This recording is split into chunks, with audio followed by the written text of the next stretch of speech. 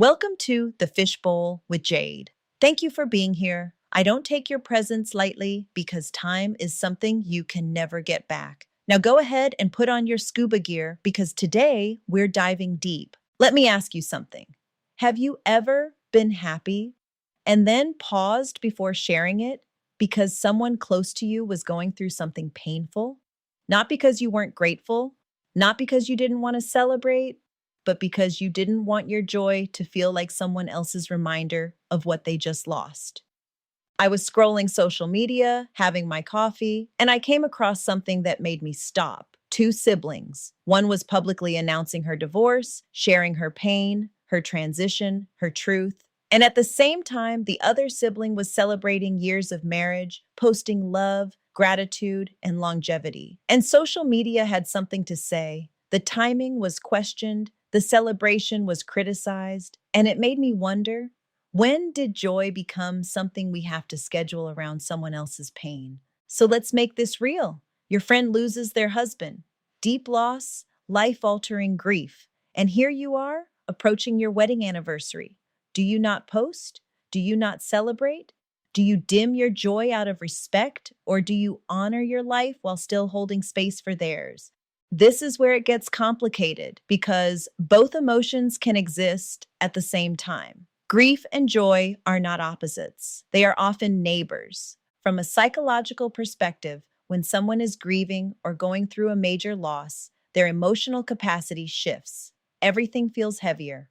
Moments that once felt neutral now carry weight. So when they see someone else celebrating love, stability, or happiness, it can unintentionally highlight what they no longer have.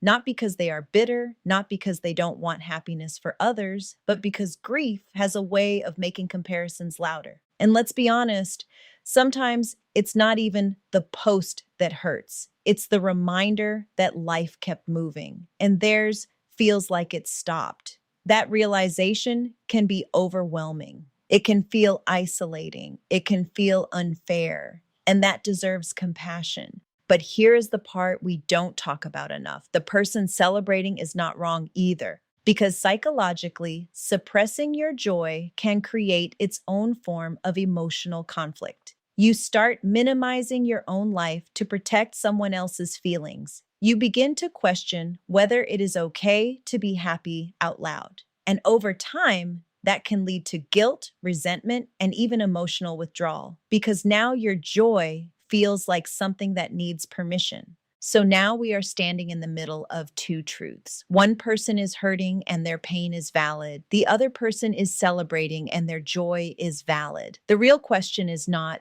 which one is right. The question is, how do we coexist in both without invalidating either? Socially, we live in a time where everything is visible. Every milestone, every loss, every celebration is on display. And with that visibility comes commentary. People feel entitled to weigh in on timing, appropriateness, and sensitivity. But let's go a little deeper. Some of the loudest opinions don't come from the people affected. They come from people watching, projecting, and policing emotions that aren't theirs. And now you are adjusting your life not based on your relationship with the person affected, but based on public opinion. That is a dangerous place to live. Because what social media often forgets is context. It forgets relationships, private conversations, emotional understanding between people that the public will never see. What looks insensitive to a stranger might be completely understood between two people who have already had the conversation offline. Now let's look at the different sides of this because this is not one dimensional. There is the side that says, be mindful, read the room. If someone you love is in deep pain, maybe your celebration does not need to be loud, public, and centered in a way that could unintentionally hurt them. That is not about shrinking your joy. That is about emotional intelligence. Then there is the side that says life does not pause. People get married, celebrate anniversaries, have babies, get promotions, even while others are grieving, divorcing, or rebuilding. And if we start measuring our joy against everyone else's pain, we may never feel free to live fully. And then there is a deeper layer. Sometimes the expectation to dim your joy does not even come from the person who is hurting. It comes from the audience, from people who are uncomfortable with emotional contrast, from people who believe that joy and pain cannot exist in the same space. But they can. Let me give you another example. Someone gets a promotion and shares it. Meanwhile, their close friend just lost their job. Should they not share their achievement? Or should they share it with intention, maybe checking in with their friend first, acknowledging both realities? Because there is a difference between being inconsiderate and being intentional. And let's go even deeper. Have you ever been the person on the other side? The one grieving, the one hurting, the one watching life go on for everyone else while yours feels like it has stopped? Did you want people to stop living? Or did you just want to feel seen in your pain?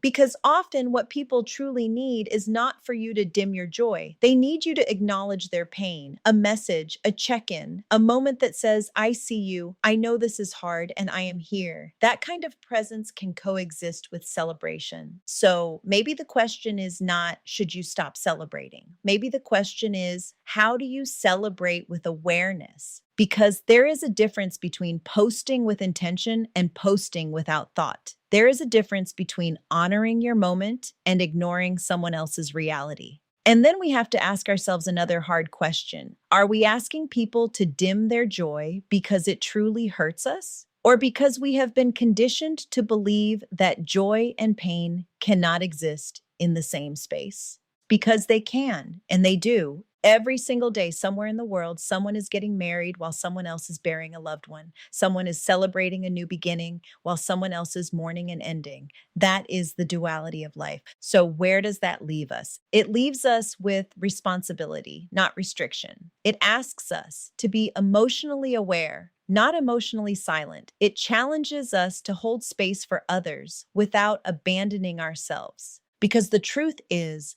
the right people in your life will not expect you to stop living because they are hurting. And the right people will also consider your feelings when they know you are. So let me ask you, should you dim your joy for someone else's pain, or should you learn how to carry both with grace? Because maybe the real answer is not in choosing one over the other, but in learning how to exist in both. Thank you for sitting in the bowl with me. Now let's come back to the surface. Stay classy, stay curious, and stay ever evolving. The Fishbowl with Jade can be found on Amazon Music, Spotify, and Apple Podcast. Search Jade Mills.